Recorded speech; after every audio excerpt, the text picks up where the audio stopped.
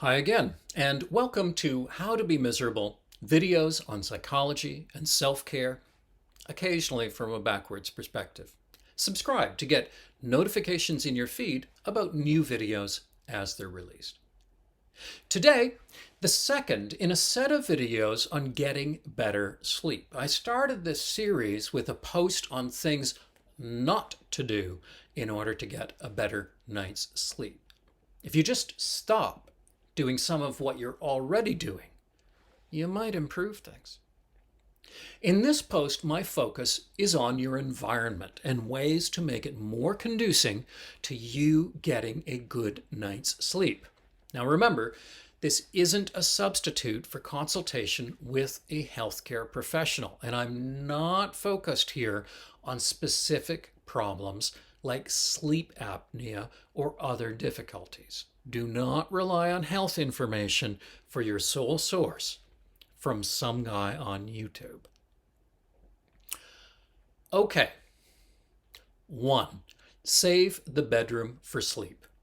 Now, we want your bedroom to be what behaviorists call a discriminative stimulus for sleep. Just like Pavlov's dogs came to associate that bell with food, we want you to associate your bedroom with sleep. And where possible, we do that by saying, don't do other stuff in there. No exercise, no television, no work, no email, no eating, no gaming.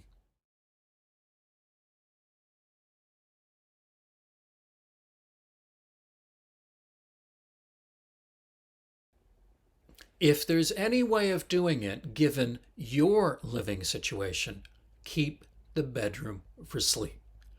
And sex is fine, but really not much else. 2. Get blackout curtains. One reason that urban dwellers don't sleep very well is that the ambient light level is simply too high. You evolved to sleep when it's really dark, and for many people, that never happens. If you can see your fingers in your bedroom at night, it could be darker. Part of the problem is light coming in from street lighting outside. The best way of dealing with this is to use heavy blackout curtains or well-fitted accordion fold blinds rather than just Venetian blinds. It really does make a difference. 3. Eliminate night lights. People are often aware that they may have to get up in the night, and they deal with that using night lights. But this defeats the purpose of your blinds. Organize your bedroom so that you're not going to stumble over furniture on the way to the door. If need be, you can get a very dim motion detector nightlight that isn't on all the time. When you go into the hall or the bathroom, we also do not want a sharp burst of bright light. This will tend to wake you up even more. Your eyes should be fully adjusted to low light levels, so a relatively dim nightlight in the bathroom should do. Dimmer switches can also work, but most of them don't go as low as we would like. 4. Make it cool. We tend to sleep best when the ambient temperature is lower than during the day, ideally below 68 degrees Fahrenheit or 20 degrees Celsius, down to 60 or about 15 Celsius. You can get programmable thermostats that will automatically start lowering the temperature the hour before you go to bed, which can be a very good idea. 5. Pick your bed wisely. Your bed is the most important piece of furniture in your entire house, but a lot of people do not think so. Not a lot of other people see it. Well, for most of us anyways. No judgment. But it's the only piece of furniture you spend 8 hours in continuously. And if it does not serve its function, it will significantly disrupt your sleep. Pay attention to the sheets, the mattress, and the covers, and buy them for function, not for style. You want comfort, but not so soft or mushy that you sink in too far, or overheat, or get muscle aches by morning. 6. Ventilate.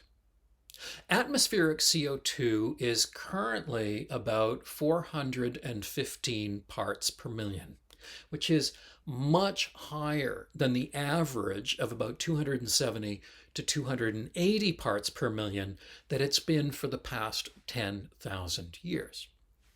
Carbon dioxide is becoming more prevalent, but indoors, your carbon dioxide levels can be 1,000 parts per million or even higher, because obviously it's an enclosed environment with a very big carbon dioxide generator inside it. That would be you. Higher CO2 levels impair concentration and sleep quality, and lower nighttime CO2 is associated with better cognitive performance the following day. If you can get the CO2 level lower, you will likely tend to sleep better. The ideal would be to mimic the outdoor 415, but you'll probably never achieve that. We definitely want it below 1,000. And the best strategy? Open a window. If you're not sure how well you're doing, you can get small CO2 monitors that upload to your phone, and you can see what the ambient CO2 level is. 7. Add white noise. The problem with opening your window in many urban settings is that this increases the noise level from outside. You can't take away traffic and other noise, but you can mask it with white noise, which doesn't appear to disrupt sleep. Indeed, by disguising other noises, white noise can help you get a better sleep. One source of white noise, or near white noise, can be a fan operating in the room. But you can also get dedicated white noise generators that you can set up near the source of the noise, usually under your window. Now, some of these do other things too. Wave sounds, whales, rain on a roof. But these are not white noise. We want the basic white noise setting. 8. Furnish for quiet. One way to make your bedroom quieter is to prevent sound from getting in. But another strategy is to dampen it once it's there. Imagine if your bedroom had uncovered stainless steel floors, walls, and ceiling. How noisy it would be.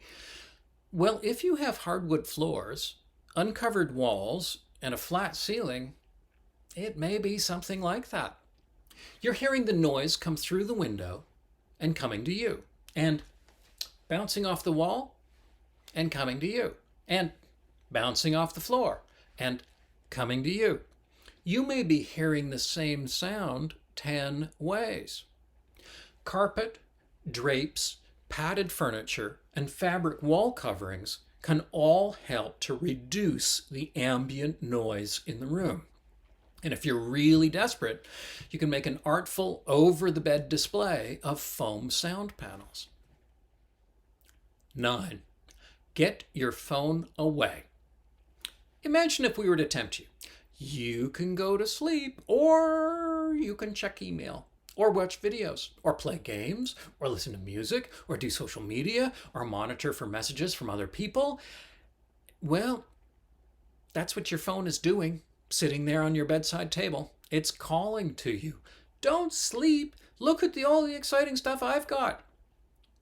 Get it out of there. Put your phone charger in another room and leave your phone there overnight. Do not be looking at it when you're supposedly trying to get to sleep. And don't go to it when you're awake in the middle of the night. It's not helpful. 10. Buy a clock. You might benefit from an alarm clock because one of the best ways to get your sleep on track is to get up at the same time each day. So, where's your alarm clock? It's your phone, and we don't want that by the bed. Get a little alarm clock or a clock radio if they still make them, and use that. But here's the catch. You don't want one that's lit up all night. Remember, we want it dark in there, and we don't want a clock constantly visible saying only 3 more hours before wake up time, so you have to sleep now. If you want to check the time, you can always hit the button and look. We do not want it there continuously. Okay, so now I've covered 10 things not to do and 10 ways to improve your sleep environment. Next up, 10 good strategies to put into practice to enhance your sleep. If you like videos like this, consider subscribing.